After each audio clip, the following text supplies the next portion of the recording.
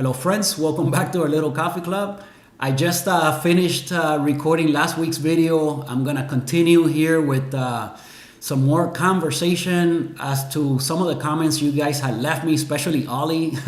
So I wanna answer some of these questions and deep dive into more of these thoughts and things we were sharing below in the comments a few weeks ago. So I know it took you a few weeks to see all these answers. I'm sorry, buddy, but whatever, until we could do lives, this is, it is what it is. One other thing before I get into all of that, and by the way, in a second, we're gonna pull a shot of espresso, so hang around. Today's video revolves all around espresso. I know that the espresso videos get a lot more views than the pour overs. Another thing that I wanted to mention, now my mind is going all over the place, but something I wanted to mention, I don't want to forget again, because I always keep wanting to mention this for you guys that watch, all the videos. I know that some of the names of the videos are becoming very repetitive, but again, I've made like 100 coffee videos. Okay, so how many original kind of titles you're gonna come up with, right? So not only that, keep in mind that I have to title the video something that perhaps people are gonna search for on YouTube, right? So a lot of the videos are called Elite Bianca version 3 and then something else, because that's something that a lot of people are gonna search for, right? A lot of people want to look into the Bianca, they want to get people's opinion on it, they wanna look for reviews, workflow videos, people that show the machine and things like that. And that's why I title a lot of the videos Lely Bianca and some of the names are becoming repetitive. But again, what are you gonna do? If I call this answering Ollie's questions, nobody's gonna search for that on YouTube except for maybe Ollie. So, so you have to name the videos something that perhaps people are searching for. So that's why that's happening, okay? So I wanted to mention that. Another thing that I wanted to mention last time and I forgot to talk about was, kind of like my policy as to anything I receive here on the channel for free, okay? I will never mislead you guys and tell you that I like the product if I didn't like the product, okay? But something I won't do, because I don't think it's fair to whoever sent it to me, is, let's say, if any product that I receive for free, if I buy it with my own money, then hey, it goes out the door, okay? But if I receive a product for free, I will not do a bad review on it. But I won't do a good review on it. I just won't do a review. I won't even show it. So if somebody sends me something that I don't like, I will reach out to whoever sent it. And I will say, hey, listen, thank you for thinking of me. I really appreciate it, but this product is not working out for this and this reason. Maybe I'm using it wrong. Maybe I'm doing something wrong. And then I'll get to the bottom of that. But let's say it's coffee and I just hated it. I'm not going to show it to you guys and tell you that just because I got it for free and tell you that, it's good or no. I won't even make a video. That's what I'm trying to say, okay? So I won't make a negative video on something I receive for free.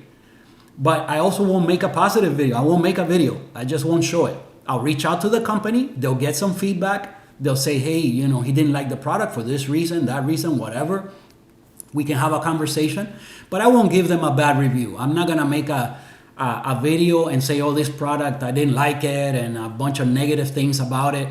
I won't do that. So I'll be fair, but if it's just totally negative, I just won't make a review. So, but I also won't mislead you guys. So keep that in mind. You're gonna get the perspective or the point of view of an average consumer, not an expert. I'm just some dude, okay? So, but I will never mislead you guys. You guys are my little coffee family, and I wanted to be clear on that. I'm not gonna say that I like something that I didn't like, okay?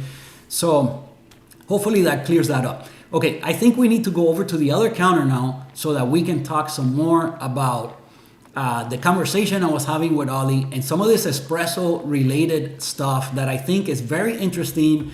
And, I couldn't wait to record and answer some of these things for him. I think you guys will find it very interesting. So we're going to pull we're gonna have to pour more than one shot of espresso, and in a second I'll explain why. So let's just go over to the other counter.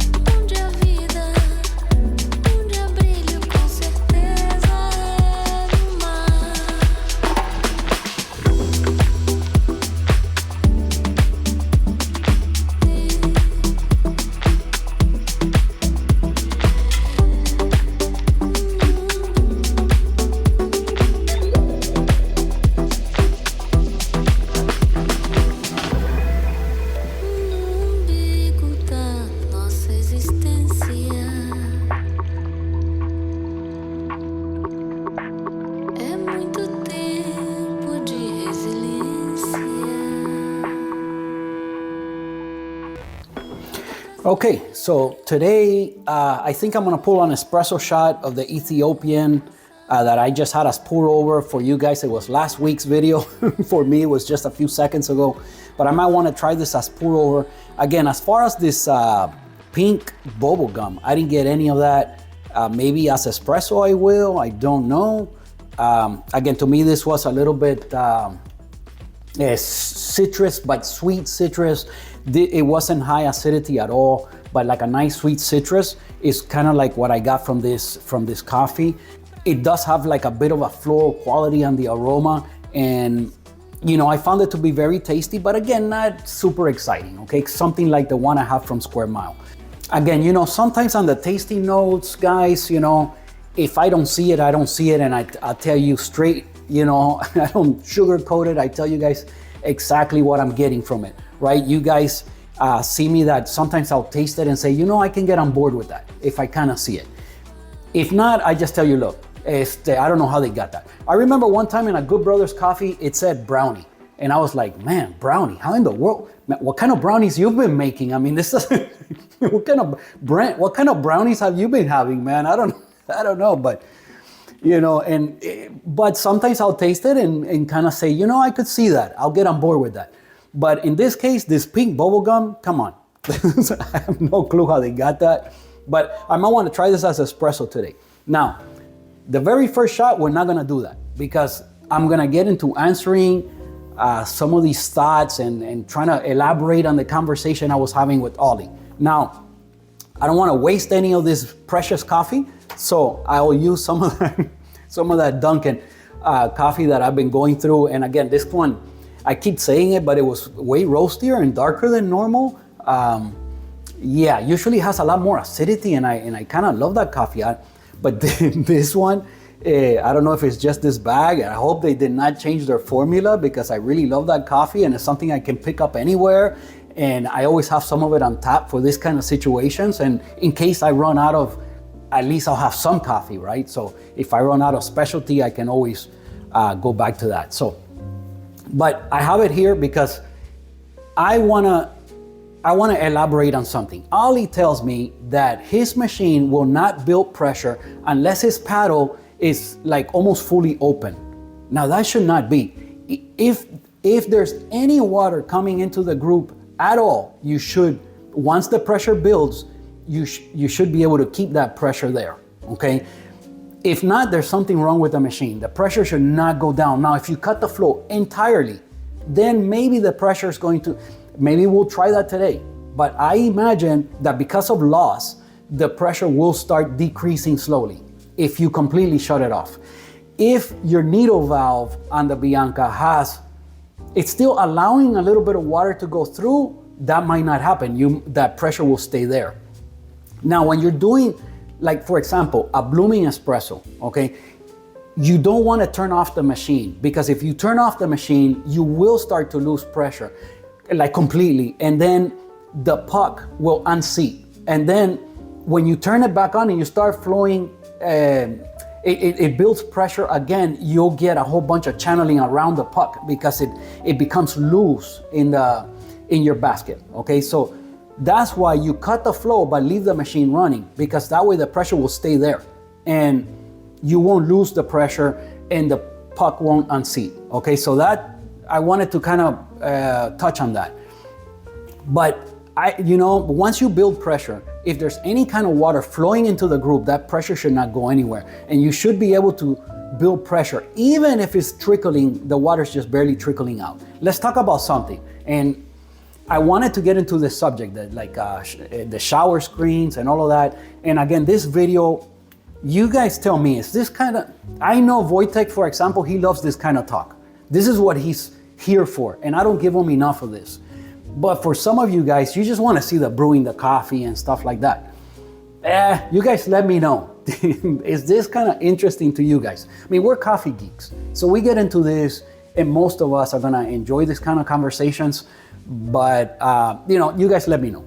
All right, so I'm gonna have to maybe readjust. Yeah, I have to readjust the phone and stuff. Give me a second. All right, Ollie, let's try to answer some of these thoughts that we had and things we were sharing back and forth in the commentary a few weeks ago.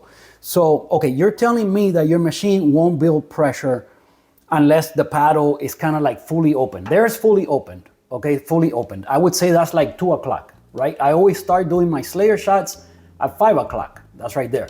6 o'clock is right in the middle, right? Straight down, that's 6 o'clock, and then so on and so forth. So fully open, that's probably like 10 o'clock, right? That's 9, right? 10, 9, that's 6. So Ali's telling me, or Ollie is O-L-Y, and then some numbers. I'll give you guys his handle here. But okay, so we were having this conversation, and your Bianca should build pressure no matter where this is at. As long as there's water coming in, it might take long to start building pressure, but it will start building pressure. Now, the reason I like to start at 5 instead of fully open, because if it's fully open, there's a lot of water flowing, and it's going to build really fast, and I won't be able to kind of do a slow ramp up or stop it between 2 and 3 bar, which is what I like doing. So that's why I start at 5 o'clock. You can start at 6, but then it'll take even longer to build pressure. You guys see that in my case, when I start here at 5 o'clock, it takes about 9-10 seconds before we even see pressure. The reason for that happening, let me show you.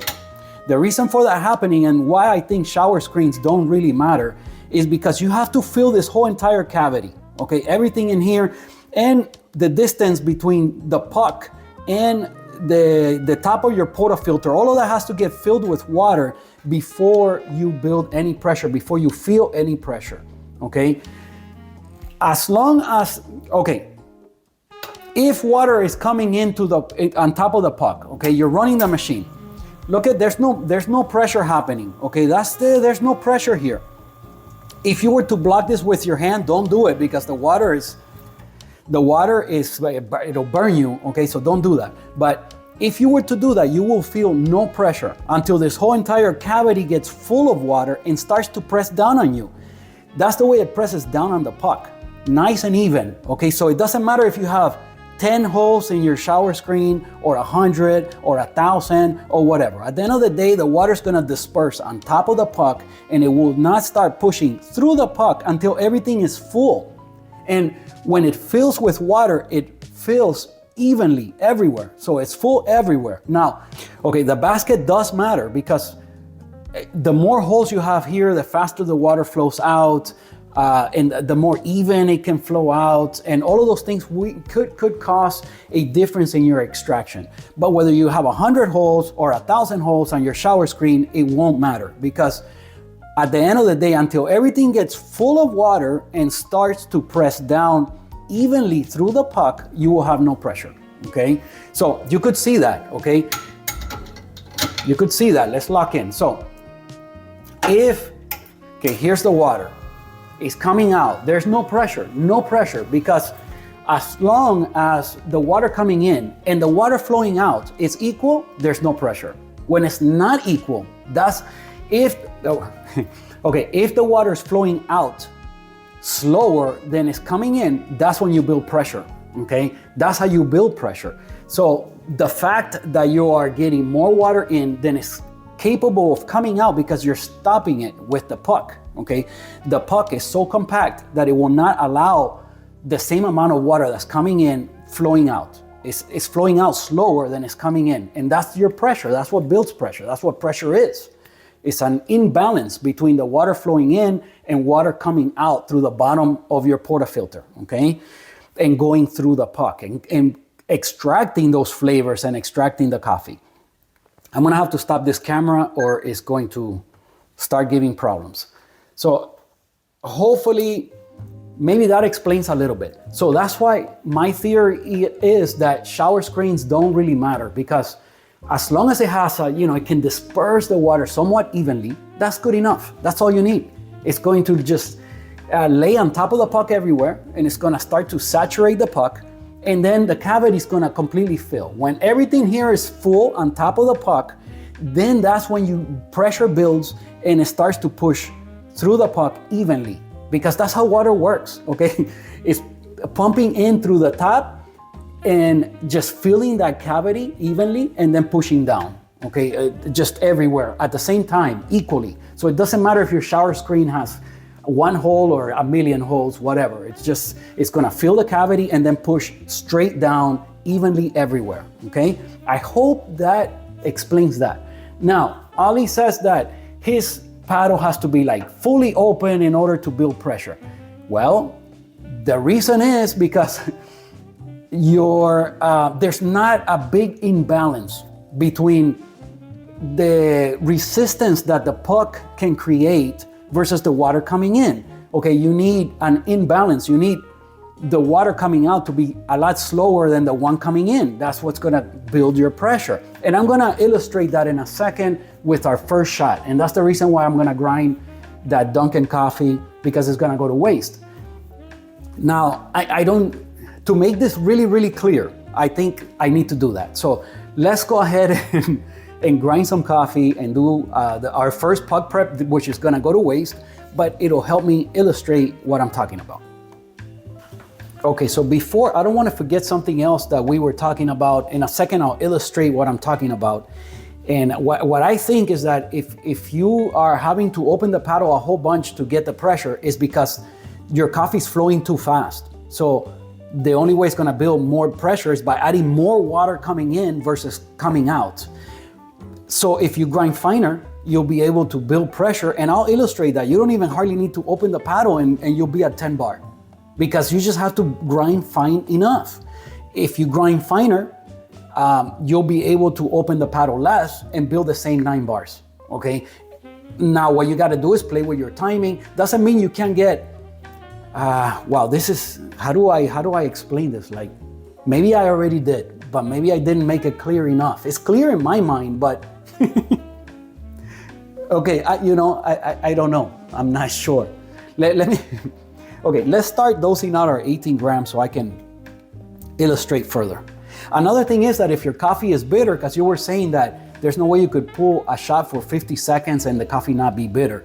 Okay, that could be water temperature or water chemistry, like we were talking about. Water chemistry, I don't know. I told you how it is that what filtration I use. Perhaps that has something to do with it. I know that my flavor in coffee is super good, like perfectly fine. There's no reason to change my water chemistry. But it's something that we could look into. I could buy a gallon of distilled water and get some packets and put a packet, and then you can match my water, or closely match my water.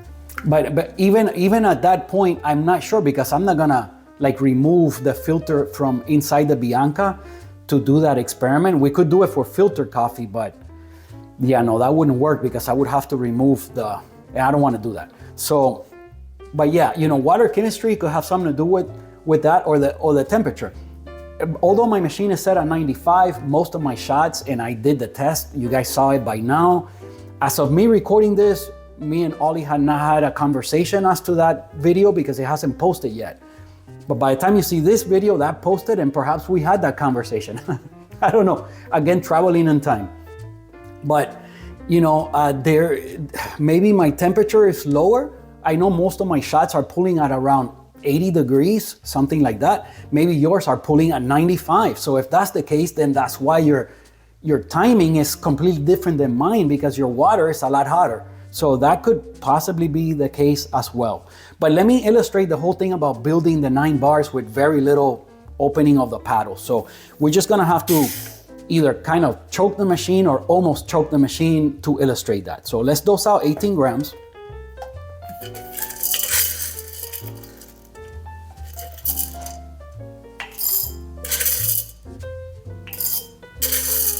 You know, this scoop is almost, when you fill it, it's almost always like 5 grams. It's pretty accurate. I know that depending on the density of the beans and stuff, that's why we weigh it, right? That's why we don't rely on something like this. But you know, for people starting out and stuff, you don't have a scale, you could kind of make it work. You know, we're gonna have to do another video in regards to like basics, like coffee basics, because we have gotten a few new people on the channel, and I think, you know, they just, they can't even follow along sometimes with some of the things and concepts and stuff, because even the wording, the lingo, I have, you know, done that in other videos, but every now and then we kind of have to touch on that again, because, you know, for newer people, so they can follow along and understand a little bit better. You know, but you know, guys, always feel free to ask questions. I answer everyone. That's what we're here for, to help each other out and learn from each other. And it's just what makes this whole thing fun. It's the only reason why I do these videos. You know, there is nothing else here but that. So, okay, so I know this will probably, like, grind size, you know, like even 12 is probably gonna completely choke the machine. So what I'm saying here, Ollie, is that grind size means everything. If you are not building pressure, if you're having to open the paddle, okay, like, you know, mostly to build pressure, is because the grind size is not fine enough, okay? You know, I don't want to completely choke it. Ideally, you want to get some drips, but it's better that it chokes than that I get a normal kind of shot, because I won't be able to illustrate the thing. Maybe, I don't know, maybe even 14 might choke with this coffee. So let's grind at 14 and see what we get.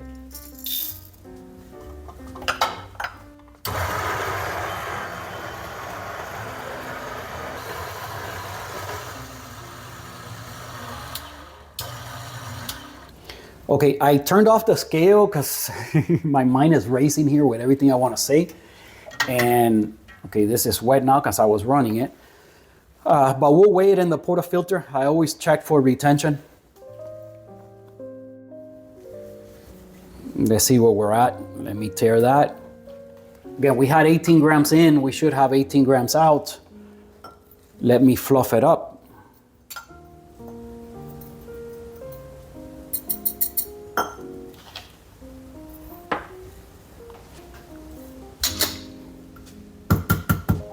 Okay, so now I should read 18 grams. And exactly, 18 is fluctuating between 18 and 18.1 is perfect for that zero. I love that little grinder, man. I gotta say, I'm such a big niche fanboy. It's just the way it looks and the workflow, and cleaning them is so easy. It's a win-win. I'm a huge niche fanboy. Okay, let me bring you guys in closer for the rest of the puck prep. Okay, we come in with the dosing funnel and our WDT from Pasado. Oh, you know what? As of recording this video, I still haven't shown you guys. I haven't recorded it, so unless I put it up on a Friday video, man, I still haven't showed you guys everything that I recorded over there in the Specialty Coffee Expo. I haven't showed you what happened with Pasado. Man, it's just so much, you know. I'm just some dude, man. And I don't have a lot of time to dedicate to all the videos. And, you know, this whole on Friday, this video posted where I had the conversation with Ollie and all these things that were very interesting. And I wanted to address that right away. So that's what led me to record what you guys have seen for the last couple of weeks. And then I had to start a light roast, so might as well review the coffee. But we'll continue with the stories from the show. I still have a lot to show as far as that, but all right, let's tamp.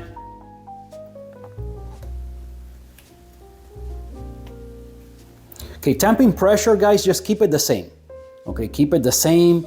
Don't worry so much whether you tamp 30 pounds of pressure or 15 or whatever. That doesn't matter that much. Just keep it the same so you can adjust from there. Okay. Now, I think the machine is gonna choke or it's gonna flow very slow, but this is what I want to show Ollie, that you don't need to open the paddle all the way or almost none at all. As long as you're getting some drops in there, your pressure will remain. You'll be at 10.5 bar. That's how the machine comes set. At least mine came at 10.5 bar or maybe even 11 from factory.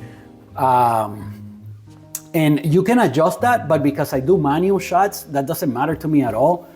But there is a way of adjusting it. And another thing is Wojtek, I know I still have to record that video as to automating the whole process and doing that profile that you sent me, where we program the machine to do the pre-infusion and the low flow and the regular flow and all that stuff. I haven't gone into that. But again, it's just, like I was just saying, it's just so many things I want to get into. But we'll address that eventually. Okay, let's come in with our puck screen. I'm gonna still use the one from Gemini. Okay, it's pretty much, I think it's pretty much the same puck screen as the other one from Normcore. They just put, different branding. But again, this company, the fact that they take notice in a small channel like myself, and I appreciate it. So if you guys need a puck screen anyway, why not check them out and get it from them? So anyway, the puck screen just helps to disperse the water evenly and keeps your machine clean. That's the main thing. So you don't want the coffee to start going up in the group and dirtying things up. And yeah, basically that's it. Let's lock in and let me see if I can illustrate what I was talking about.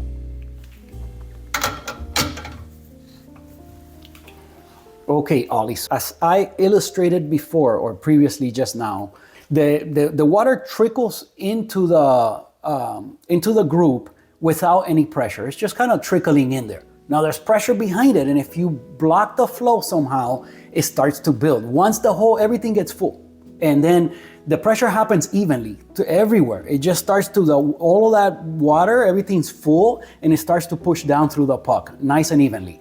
Okay. If your grind size is a bit too coarse, then you'll have to open the paddle more and more because you need more and more water to what's coming in is happening faster than what's leaving. If not, there is no pressure. So, but as long as your grind size is fine enough and you're blocking it enough to where the water cannot escape faster than what's coming in, you need very little water or almost none at all to keep the pressure there. 9 bar, 10 bar, whatever it is. And let's see if we can illustrate that. I'm gonna try to use the time more. I haven't used it for the last few videos. So we'll use it today. All right, let me get my shot glass up here. I think nothing's gonna come out. It might choke or we might get very little flow, but that doesn't matter. Let me start the last camera because this one, I cannot record for like very long on the one from the bottom before it goes crazy. So, and hopefully the GoPro doesn't let me down. Okay, now I have everything running. Okay, let's see what happens here. But, all right, we're at 5 o'clock. Okay, that's 5 o'clock. This is fully open. This is fully closed, okay? 5 o'clock. And again, I started there because I don't want it to jump all of a sudden and then I can't stop it. Now this is all filling. There's no pressure until it fills completely. And now it starts to push through. Okay, so you see very little. I can keep it at 4 bar. I can let it ramp up, to 9 bar. But there's very little open. Okay, it's very little open. Okay, right here is completely closed. Now you see, this is what I'm saying with loss. It starts to have loss in the system and it starts to lose pressure. Okay, because now you're having loss. But as long as it's barely trickling in, it stopped. You see, it's barely open right now, barely open, and I can keep it there. And I would be able to keep it at 9 bar if it was already at 9 bar. Watch.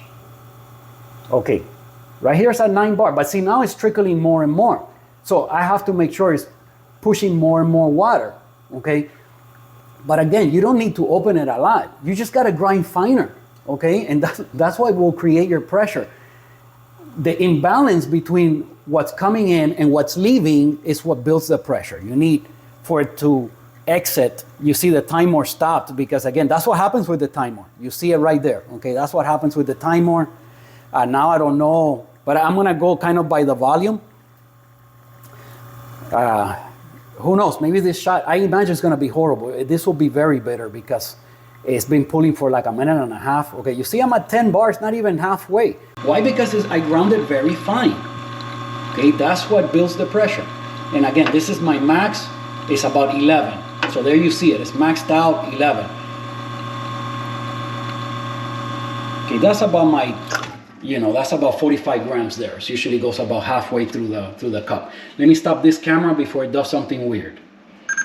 Okay, well, Ollie, if you still have questions, let me know. But I think I kind of got the point across. Let's taste this. It's gonna be horrible.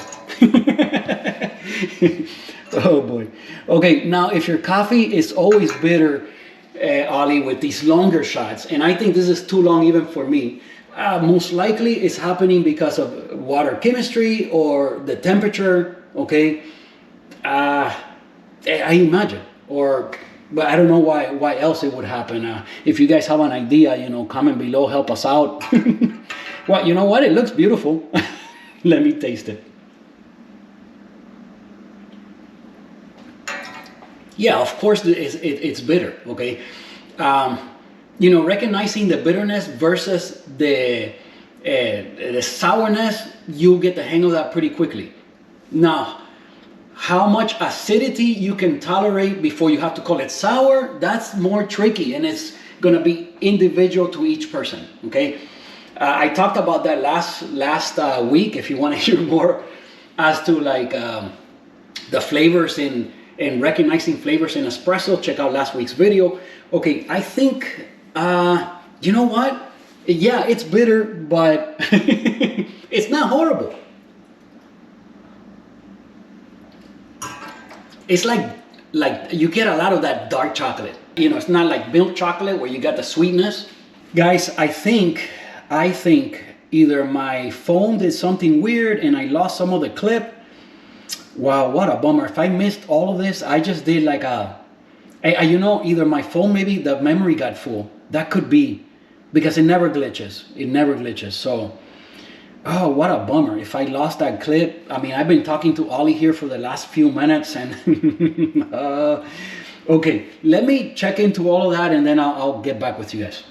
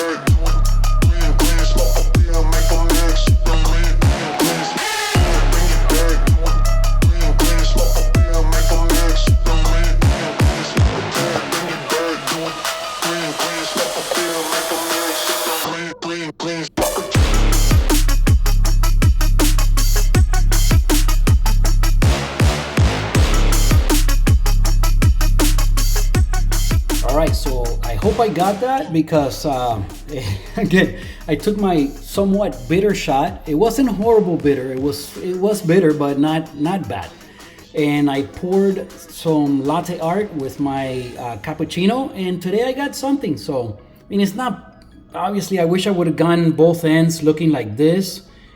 I didn't build this way completely, but you know, all in all, not too bad, not too bad. It's a 3-tier tulip, and you see the nice layer of foam.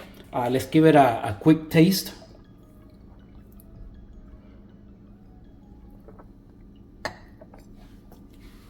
And yeah, it's not the best shot I've ever pulled for sure, but not absolutely horrible. And you mix it with some milk and sugar, and then it becomes great. Give me a second, and then let me take a look at what I was able to record. Now I'm back on the phone. The phone did not glitch, guys. It did not glitch.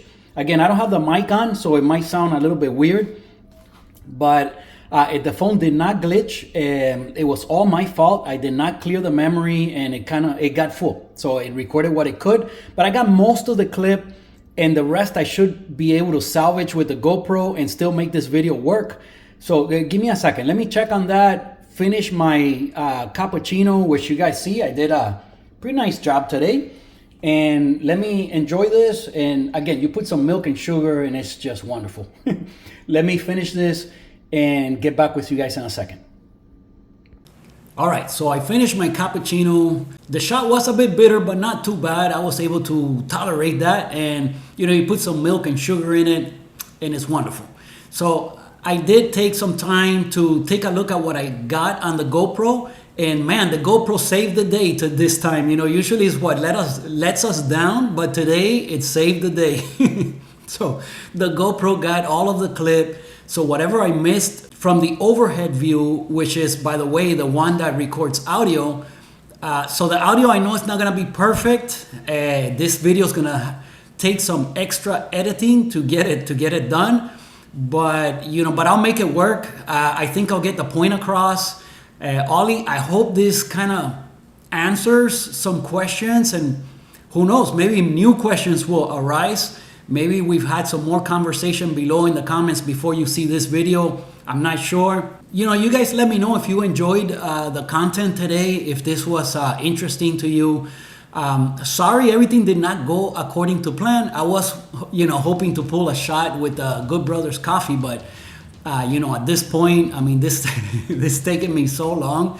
I had to download the clips and look at them and make sure I got everything, make sure I was able to make this work. So you know, or if I was gonna have to re-record something, but no, this will work out. I mean, it's not gonna be a perfect video, but hopefully it answers some questions, and hopefully it was interesting to you guys. Again, the commentary below is what makes it worth for me. And learning from you guys and sharing with you guys is what, getting to know you guys is the most fun of this whole entire process. So yeah, hopefully I was able to answer a couple questions today. So let me know. Let's have some conversation below, and you know, I'll see you guys next Sunday. So please give the video a like, subscribe to the channel if you haven't done so already. Hopefully you were entertained or had a laugh on my expense here during the time we shared today. I think this video and last week's video, they might end up being somewhat short, maybe around 30 minutes or so, but you know, if I would have put it all together, it would have gone over an hour, and that's a bit much even for me. So and yeah, they're gonna be a little bit, at least this week's video is gonna be somewhat challenging for me to edit because of all the clips and all the things I said, and I know I'm gonna have to cut out a whole bunch of nonsense that I probably was speaking. But anyway, hopefully it made sense and I answered some questions. Thank you for watching, and I'll see you guys next Sunday. Take care.